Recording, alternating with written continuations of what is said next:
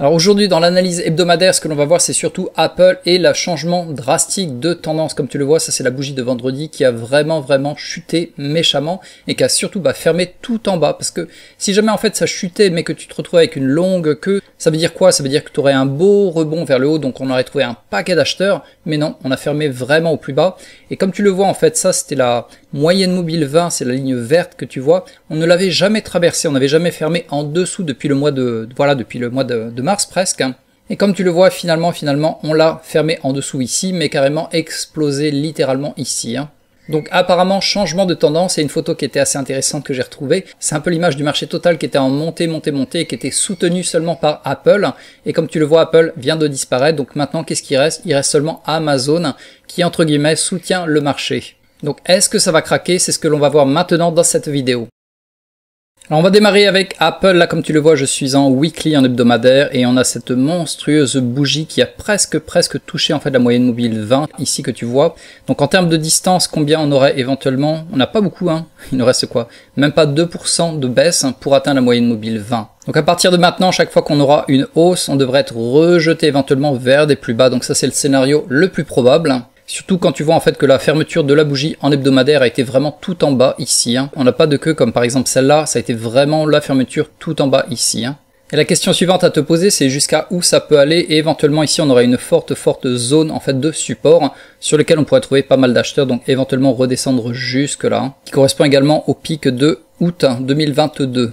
Voilà, et si jamais tu souhaites mieux comprendre les résistances et les supports, si jamais on va passer en daily, donc en journalier. Donc comme tu le vois ici, en fait ça sera l'ancienne zone qui était un support qui est devenu maintenant une résistance. Donc effectivement ça peut servir de zone de résistance pour être repoussé vers plus bas. Également là en fait on avait une zone qui avait été fortement travaillée, donc là ça peut être on va dire un support temporaire qui soit va tenir, soit va craquer vers le prochain qui sera aux alentours de ici. Donc dans la zone des 170, 172. Alors maintenant on va regarder le stock de Tesla en 2 heures, donc ça c'était la semaine dernière, on était en fait dans ce mini range. Finalement on l'a cassé vers le bas, donc ça c'était en fait le support à ne pas casser. On l'a cassé, on est remonté légèrement avant de redescendre. Donc la prochaine cible, si ça devait continuer à descendre, ce serait aux alentours de 240, comme tu vois il y a le pic ici. On devrait éventuellement retrouver pas mal d'acheteurs. Et pour la résistance, ça serait aux alentours de 268 jusqu'à peut-être 272. Mais pour l'instant, le scénario le plus probable serait vers la baisse, vu qu'on a cassé en fait ce support, on est remonté et on a été rejeté sur la moyenne mobile 20 ici, comme tu le vois, et bam, on est à nouveau ici. Alors maintenant, on va passer au Nasdaq. Donc comme tu le vois là, on est en journalier. Effectivement, on a eu un bas suivi d'un autre plus bas. Donc apparemment, on aurait enfin inversé la tendance. Et comme tu le vois, en fait, on a cassé la moyenne mobile 20 qui est en vert, cette ligne droite que tu vois ici, enfin plutôt en diagonale. Et on l'avait jamais cassé en fait depuis le mois de mai, donc depuis mai comme tu vois, on n'était jamais passé en dessous de la moyenne mobile 20 et finalement on l'est passé là, c'était quel jour? C'était depuis mercredi et finalement on a créé un bas plus bas que le dernier. Donc apparemment changement de tendance avec un bas plus bas que le dernier, également un haut plus bas que le dernier, donc des bas de plus en plus bas, des hauts de plus en plus bas également.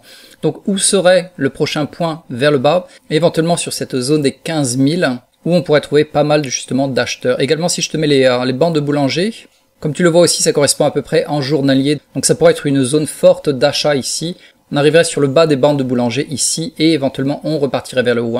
Par contre, c'est pas garanti qu'on va descendre bam en ligne droite et on remonte. Ça peut être du yo-yo, on peut d'abord remonter, être rejeté, remonter, rejeté et finalement au bout de quelques semaines, on arrive ici. Mais pour l'instant, la tendance, comme je te l'ai dit, c'est des hauts de plus en plus bas, des bas de plus en plus bas, donc tendance vers le bas actuelle en journalière.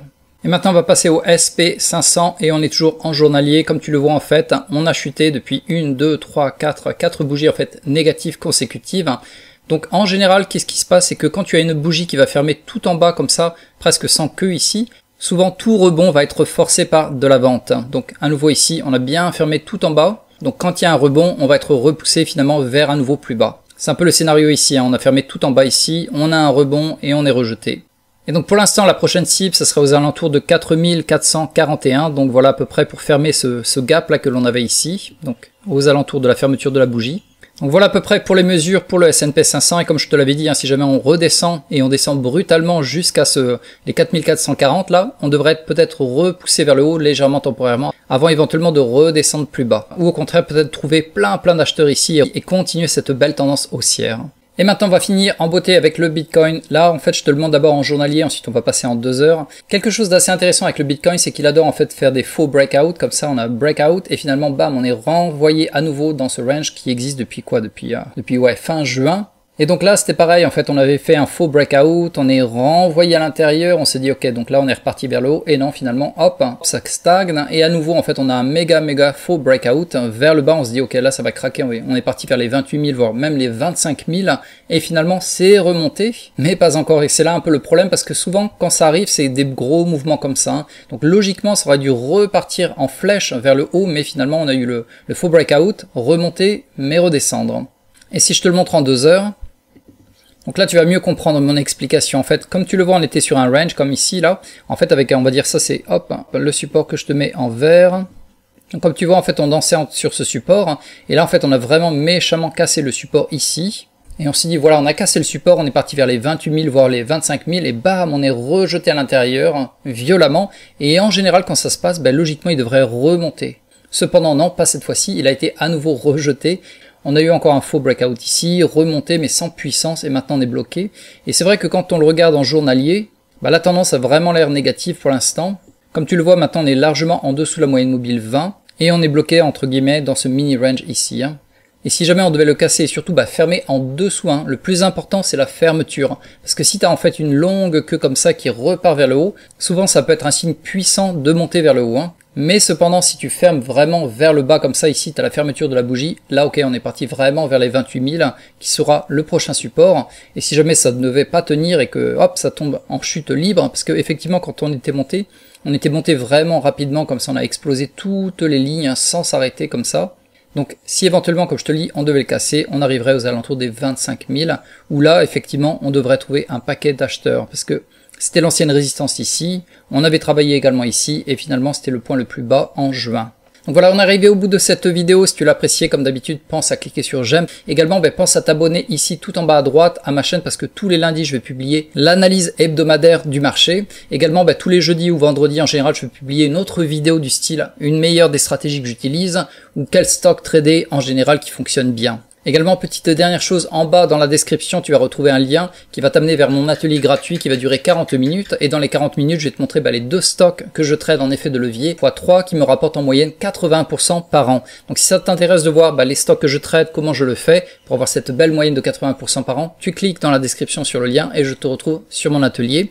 Et sinon, je te retrouve sur la vidéo de jeudi au vendredi ou éventuellement la vidéo de lundi. Sur ce, bon courage parce que cette semaine, ça va bouger.